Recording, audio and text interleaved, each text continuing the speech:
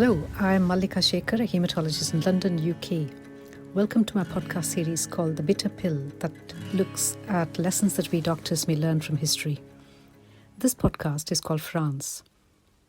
Let's start with this news item from The Lancet on 8 August 1992. The prosecutor has pointed out that the 4 doctors cannot be held responsible for the early cases of transfusion-associated AIDS. But they knew of the dangers and they had the power to do something to rectify the situation. So she recommended imprisonment. In October 92, Professor Jean-Pierre Allain was imprisoned for 2 years, reduced from 4. He's now in his 80s and he lives with his family in Cambridge, UK. He's still active in research, and I spoke to him in February 2021 about 3 turning points that he experienced in the 80s. Due to the COVID pandemic, we spoke via the telephone. Prof. Allain comes from central France, and in the early 80s, he was working in Paris. There he headed an institution that looked after children and adolescents with haemophilia and researched blood transfusion science. Here are 3 audio extracts describing his experiences of those years. They are titled A Good Soldier, the next is Bleeding, and the third is Scandal.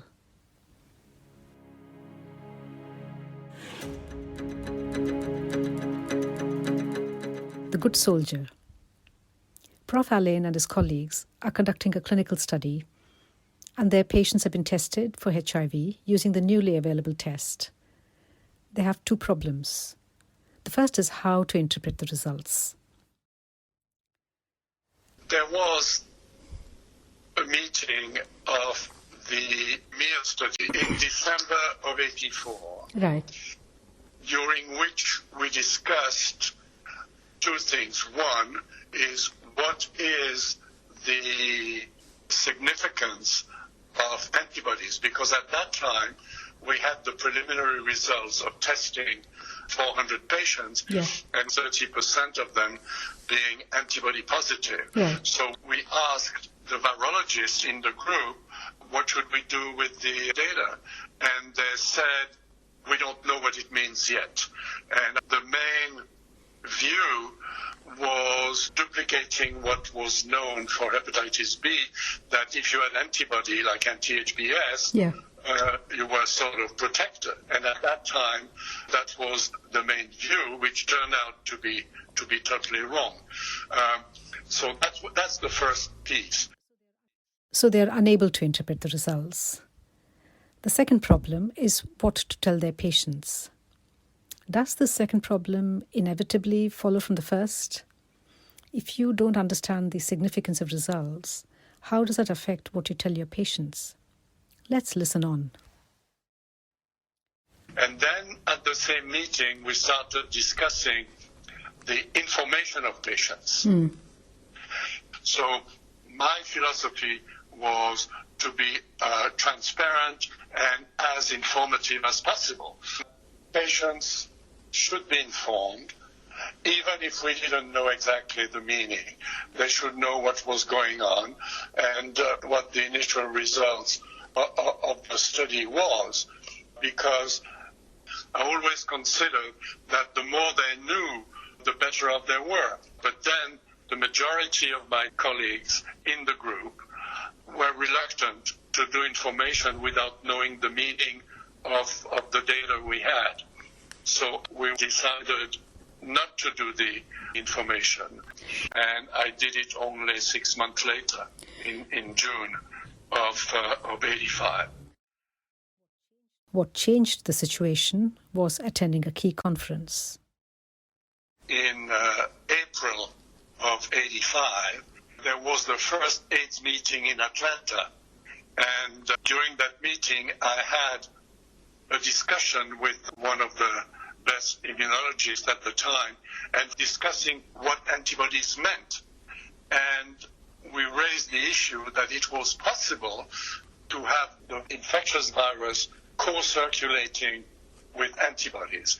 And that was really a very important piece of information because it explained the significance of the data we had collected. So now he and his colleagues understood the significance of the results, that the antibodies were not protective as they are with hepatitis B.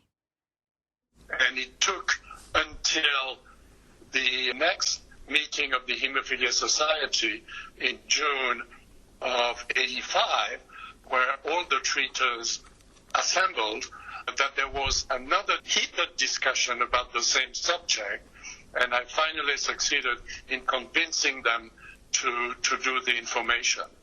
So it was delayed by 6 months. Maybe I was wrong, but I thought it should be a collective decision. So although I disagreed, I was a good soldier and kept to the decision because to a large extent I thought that if I was starting on my own information of my patients, they communicate a lot with each other. So that would spread out, that would make the situation very difficult and uncontrollable. So I kept to the collective decision against my own position. That must have been a difficult situation for you. Yeah. Very much, yeah. In this excerpt, The Good Soldier, Prof. Allain has talked about the dilemmas regarding information. Being transparent and conveying information in a timely manner are two important themes that come up again and again in the experience of haemophilia doctors of the 80s. Two difficulties troubled Prof. Allain.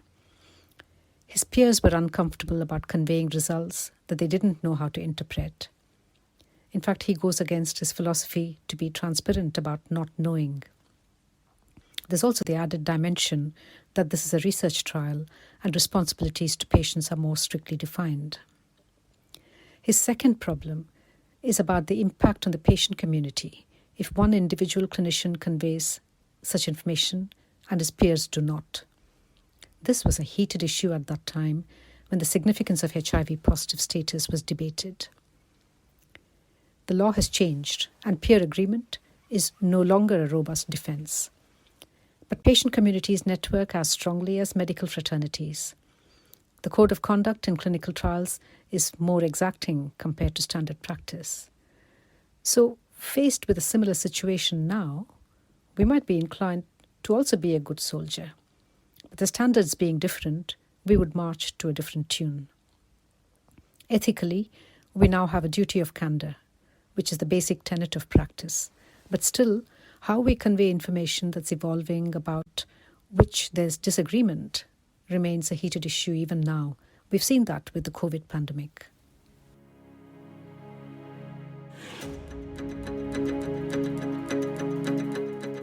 Bleeding. We start with Professor Pierre Manucci, the renowned scholar of haemophilia, and Prof. Allain's friend and contemporary from Milan. Prof. Manucci has been called to give witness in Prof. Allain's court case. He arrives in Paris. The court session is on the following day in an off-center island, and he spends a night hiding in a modest hotel, worried about his friend, who, he says, is being called a killer. He describes the day he went to the court, with booing coming from the court steps. Jean-Pierre Allain's story that I'm sure you know. Jean-Pierre Allain is a very good friend of mine. I was his witness in the court in Paris, and I can tell you that also it was a very unpleasant experience because they consider him a killer when Jean-Pierre Allain was a person that totally devoted to his patient. So he went really in prison for 2 full years where he learned Chinese. And I remember because it was a very unpleasant situation because they knew that I was to witness for him, but the only thing I could witness that the man had dedicated all his life to science and for patients with hemophilia. Well, first of all, I had to hide myself. I slept the night before in a modest hotel to hide myself. And when I went to the court, I did enter the court, there was a sort of a queue of patients with hemophilia. They started to boo to me when I was going to go into the... On my opinion, you see, it's very easy to judge. And of course, with our knowledge, and knowing retrospectively what you knew little by little at that time. So in any way, from our point of view, the only thing I could do, I was very active in research, and that's why I was summoned there. If the press and the public reproach is daunting on the outside, the court proceedings were even more so. Let's see what Prof. Allain has to say about this episode of his life. Is there anything that you would also bring from your own personal experience? Because we have not touched upon the fact that you actually had to spend time in prison. I don't know whether you feel you could talk about that. Oh yeah, I've written one book about that for my grandchildren. and my conclusion is that it was a very productive period of time. And my children say that I benefited considerably of that time. Well, so I came out a better person. So, but you know, before I went to jail, I had an interview with a journalist, and he told me, you know, the kind of situation you have lived is going to be like stigmata. That most of the time it's okay, but from time to time it's going to bleed. And that's exactly what happened. The wounds still fester and affect Prof. Allain's relationship with his native France. Mud always sticks. I learned how to live with it. It made a major difference in France. For instance, last year I received an email inviting me to talk at the French National Transfusion Society. And 2 days later, I received a note saying that I couldn't, that disinvited me because the current president of the Transfusion Society didn't want me to be anywhere in a position of visibility in France. So that's what I was saying about the bleeding. So that was a year ago. The impact of the events of 1980s are lasting. Some hemophilia physicians continued in their clinical jobs. Many pursued active research. Some moved laterally to other specialities. Many continue to publish and practice in these new areas.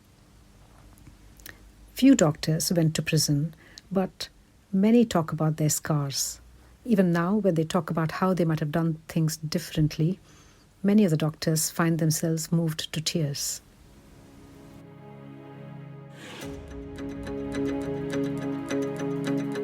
Scandal. The words crisis and scandal are used often in the description of these events. Prof. Allain has a view on the word scandal. I really think that, a moment ago you mentioned the word of scandal about what happened to the hemophiliac. There is no scandal. It's just the normal way things run when there is an issue where you don't know the answer to. And so it was made a scandal for political and media reasons. But in itself, there is no scandal. And it's because people did the best they could at the time with respect to what they knew, and trying to put faults on something that is inevitable and the natural way of things is, that's the way things goes, and there is no way of doing it. The best thing to do is just to be as transparent as possible at the time. And beside that, there is no scandal. This disparity in how national performance is perceived by individual nations, the Italians I spoke to, so they never had the experience of public anger the way that some of the other countries have had. Yeah. But it reflects national spirit in many ways, because the Italians have a fantastic talent for taking things easier than many other countries. Okay. Yes, I think good food always helps. So, Prof. Allain's comments about the nature of these events refers to the fact that medicine and science are fallible, and that error is intrinsic to it. Other words that serve to understand such events is the notion of misfortune. Legally speaking, many countries settled to a no-fault claim for the infections that arose from the transfusion in the 80s. Lay and scientific literature, even now, sometimes allude to these events as scandals and crises. This is indicative of the perception that there was a failure to contain the problem in a timely fashion, i.e., during the time of evolving knowledge. So we've heard Prof. Allain speak about some crucial moments as a professional. He's raised many points. The dilemma of transparency when knowledge is lacking leads on to the question of trust, which, especially with his adolescent patients, was a difficult problem. His stigmata still continue and are disruptive. It's the nature of medicine that these events occur. We'd be better placed to accommodate to the idea of such crises and deal with them the best we can with transparency.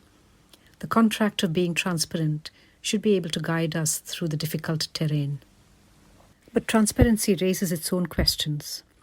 For example, when the US Environmental Agency published raw scientific data on toxic pollution in the interest of transparency, it resulted in better public understanding of the uncertainty of science, but it generated more lawsuits against the government's decisions on uncertain issues.